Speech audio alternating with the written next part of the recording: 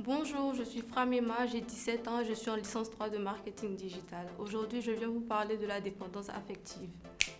J'ai su que j'étais dépendante affective quand je m'attachais trop aux gens. Je cherchais forcément quelqu'un pour être à côté de moi, pour me sentir aimée. Je voulais les obliger à m'aimer. Un jour, j'étais avec quelqu'un et comme ça, la personne a disparu du jour au lendemain. Plus de nouvelles, plus rien. J'entendais plus rien de la personne en fait. Et ça m'a fait mal, ça m'a rappelé l'abandon parce que j'ai pas grandi avec mon père et je me suis sentie doublement abandonnée. Et c'est à ce moment-là que j'ai pris conscience et je me suis dit, c'est bon, assez, faut plus que je cherche l'amour chez quelqu'un, chez quelque chose, dans une relation amicale, amoureuse, forcément avoir un copain, c'est bon. Il y a ma famille et j'ai des personnes qui m'aiment. Donc c'est bon, il ne faut plus que j'oblige des gens à m'aimer. Il y a forcément des personnes qui sont là et il y a des personnes qui sont là qui m'aiment. Donc j'ai décidé de sortir de la dépendance affective. Ça n'a pas été facile. Aujourd'hui, je peux dire que je ne suis plus prisonnière de la dépendance affective. Et je sais aussi qu'il y a des personnes dans mon cas, que ce soit par manque d'affection paternelle, même maternelle, ou même que ce soit des deux parents, qui se retrouvent dans le cas de la dépendance affective et qui, eux, ne se rabattent pas plutôt sur les relations amoureuses, amicales, mais peut-être que ce soit sur l'alcool, la drogue. Moi, je voulais leur dire que c'est pas la solution. Après aussi, il y a forcément quelqu'un qui vous aime sur cette terre. Moi, je me disais, j'étais pas aimée. Mais quand Dieu a ouvert mes yeux, j'ai vu les amis merveilleux que j'avais. J'ai vu la mère que j'avais. Ma maman, c'est un don du ciel. Maman a été une épaule sur laquelle j'ai pu pleurer. Une personne qui a toujours été là pour moi. D'autres diront c'est le rôle d'une mère.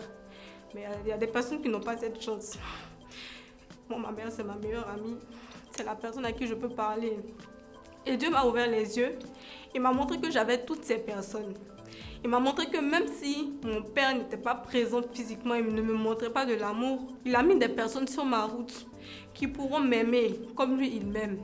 Et donc, je n'avais pas à chercher l'affection ailleurs.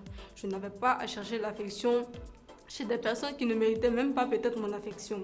Quand j'ai fait le point de tout ça, je me suis dit que je suis quelqu'un, j'ai de la valeur, j'ai des forces et je ne suis pas n'importe qui. Prendre conscience de tout ça m'a permis de me dépasser. J'ai eu le bac à 14 ans quand j'étais en seconde. Aujourd'hui, je suis en licence 3 de marketing digital. Je ne veux pas me vanter, mais je suis une brillante élève. Et jamais je ne l'aurais su si je n'avais pas fouillé en moi, si je n'avais pas fait le vide. Je ne m'étais pas demandé quelles étaient mes forces, quelles étaient mes faiblesses et pourquoi je vivais cette situation.